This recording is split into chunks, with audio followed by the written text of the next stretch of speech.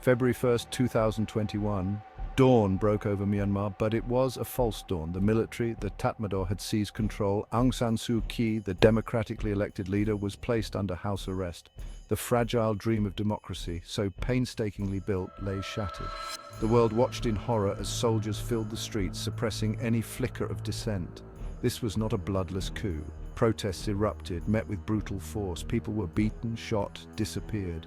Fear became the air they breathed. But the spirit of Myanmar, forged over decades of struggle against oppression, was not easily extinguished. From the ashes of despair, a resistance was born. It began in the cities. Ordinary people transformed into courageous activists. They risked their lives, demanding the restoration of their stolen democracy. The military responded with predictable brutality. Still, the people refused to be silenced. The resistance was not confined to the cities. Across the country, in the mountains and jungles, armed groups rose up. These were not new players in the fight for freedom. Ethnic armed organizations, some battling the Tatmadaw for decades, threw their weight behind the movement. They saw in the coup a common enemy, a threat to the very existence of all ethnicities in Myanmar. The resistance was a tapestry woven from diverse threads. Students, monks, doctors, farmers, all united in their opposition to the junta. They organized themselves into clandestine networks, sharing information, providing shelter, and coordinating actions.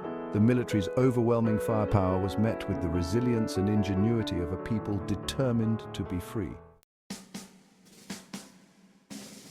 The coup had inadvertently forged an alliance between the pro-democracy movement and the ethnic armed organizations. For years, these groups had been marginalized, their grievances ignored. Now they found common cause in their struggle against the Tatmadaw. This alliance was a significant development, a potential game-changer in the fight for Myanmar's future. The ethnic armed organizations brought with them valuable experience in guerrilla warfare, knowledge of the terrain, and established networks. They provided training and support to the newly formed People's Defense Forces. This alliance was not without its challenges.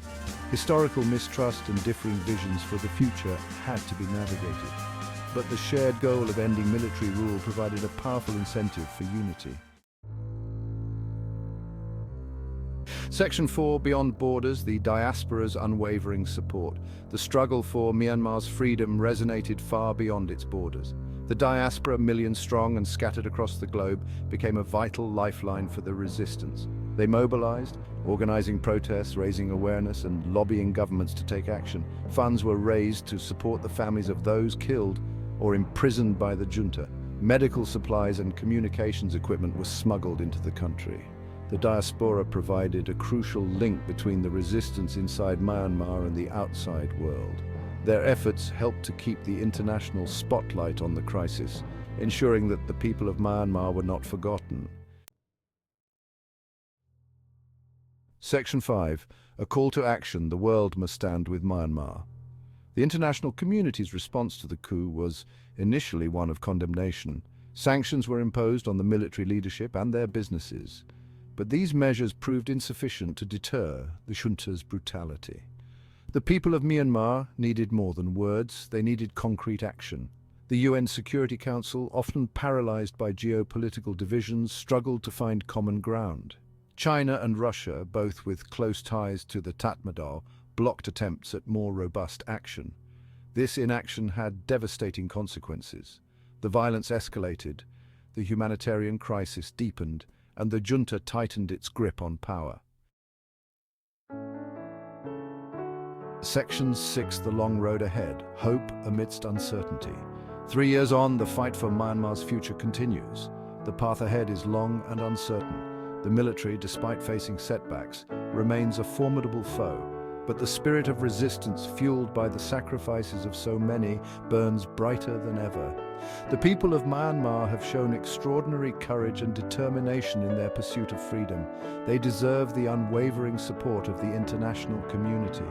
The world must not stand idly by as a nation bleeds. Silence is complicity. The time for action is now.